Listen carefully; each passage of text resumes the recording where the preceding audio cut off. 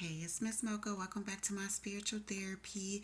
I'm talking today about worshiping in the church. And so there are some specific guidelines for men and women when it comes to worshiping God in the church. And so I get these, it's about 8 guidelines. I get them out of First Timothy chapter 2, verses 1 through about maybe 12.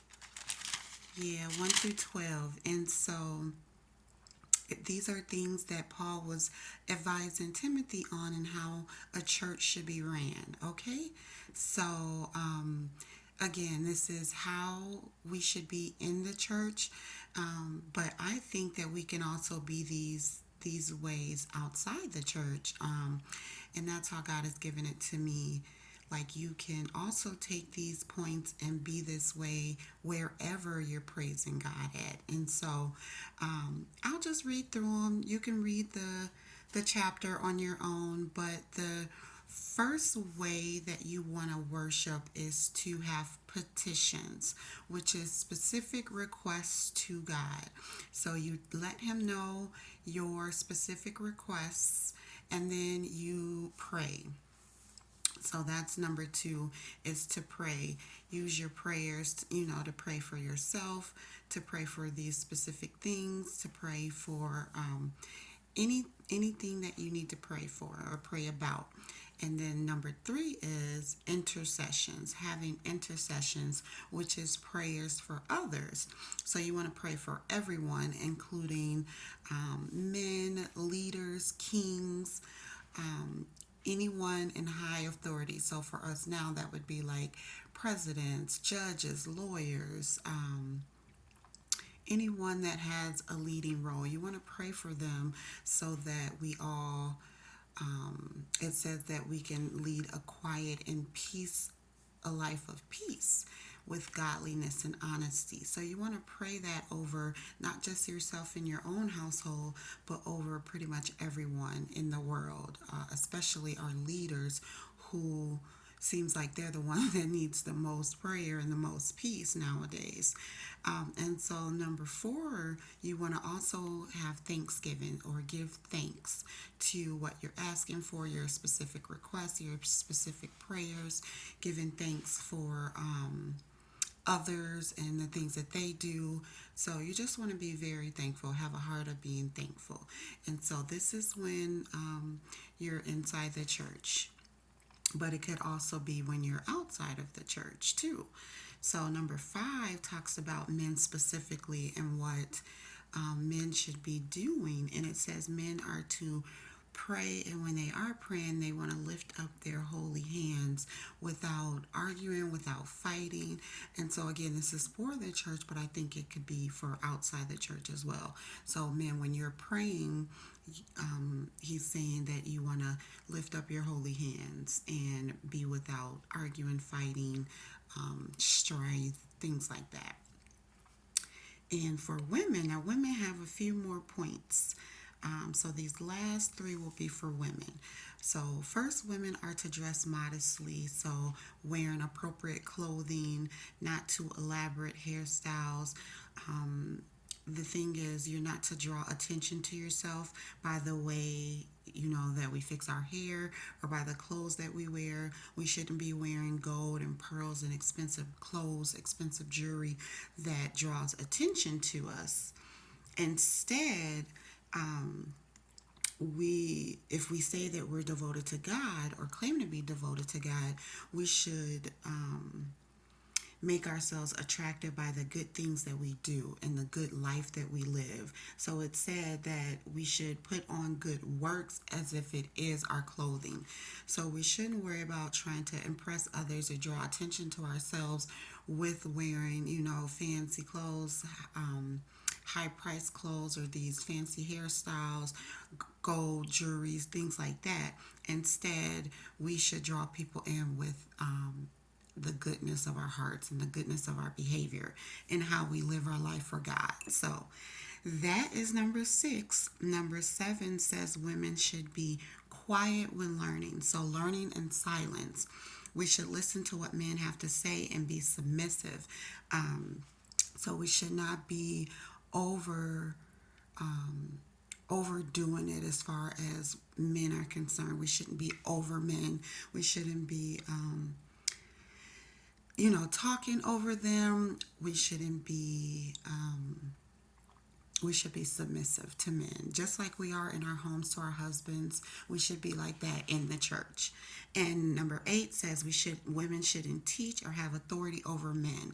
And so again, this is in the church, but I believe it could also be outside of the church or wherever we are praising God, worshiping God, and we should be doing that in our normal daily lives too.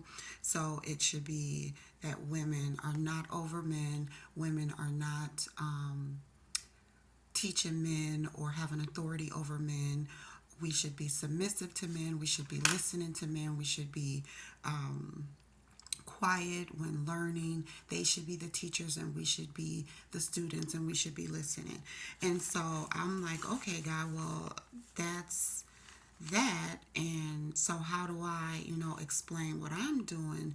And I guess I could say that I am putting this spiritual therapy out or teaching women, so that I shouldn't be teaching men. And I'm okay with that, because I shouldn't be teaching men anything. Men should be, men should know. Men should be the the providers, the protectors, the learners, the leaders. They should already know these things, and so I shouldn't be teaching them. I should be teaching women, just because women may not know this, and men may not know this either, but it's on men to find out for themselves. And so I also wrote down 1 Corinthians chapter 4 verses 12 to 14. It talks about the wife, if the husband is a non-believer, then he is sanctified through the wife and her beliefs. So like if in my household I was married and my husband wasn't a believer, then because I believed, he would also be sanctified, or God would have mercy on him because of my beliefs. And so I think that that's important too, because it's not that I'm teaching him, it's what I'm believing, and how I'm doing and how I'm living my life will show him the godly way. And so that's kind of like what 1 Peter chapter 3 verse 1 says, that you don't need to use words if your husband is a non-believer, or even switch the roles if the wife is a non-believer.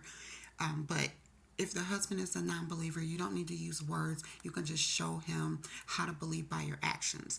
So that I'm saying that to say that it says women shouldn't teach or have authority over men.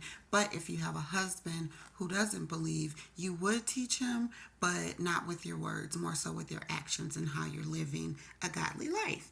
So I do agree, though. I'm not mad at that. I don't feel like I should be teaching men. I feel like men should be knowing these things, and men should be the teachers. Just like maybe God has me starting this now and starting this spiritual therapy and this ministry now, and when my husband comes along, he will take over so that he would be the teacher and I wouldn't. So yeah, but I was just like, well, if women aren't supposed to teach men, then what am I doing? And so, maybe this is just for women, me teaching other women of the 144,000 other twin flame women. If men listen and hear and get taught, that is just, I don't know, that's how God maybe wanted it, but it's not supposed to be that way. Men should be learning on their own. So I'm not going to go and make my nonprofit organization and my ministry and be trying to teach men. Hopefully my husband will come along, join me in it, where he can be the teacher, and I'll teach, who I'm supposed to teach. Maybe that is just women. So yeah, I mean, this is what 1 Timothy says. We are to pray. We are to pray for others. We are to have our specific requests. We are to be thankful. And men are to lift up their holy hands without arguing and fighting. And women are to, dress modestly, dress appropriately, not to draw attention to themselves by what they wear, how they fix their hair, or what we wear and how we fix our hair. And even in the Bible, it says that women of God, should, I can't quote exactly because I don't know what verse it is, but something about we should have our heads covered when we are either in the church or when we're worshiping or when we're praying. I'm not sure, but I'll get the verse and then I'll come back with it. But yeah, we should be quiet when we're learning in silence and listening to what men have to say. So, as far as that for me, when I was learning, yes, I was learning in silence. I didn't have any man to listen to, so I was just listening to God, and I was silent, while I'm listening. So I agree with that. Now I am the teacher. However, I should be teaching women and not men. And so that's okay with me. God is guiding me through this. So whatever he says is what I'm going to do. And so until my husband comes, I believe that I'll still be teaching this way, starting my nonprofit. And when he comes, I'm sure he'll take over and we'll go from there. So, all right, this is how to worship in the church and maybe even how to be outside the church. All right, thanks for listening.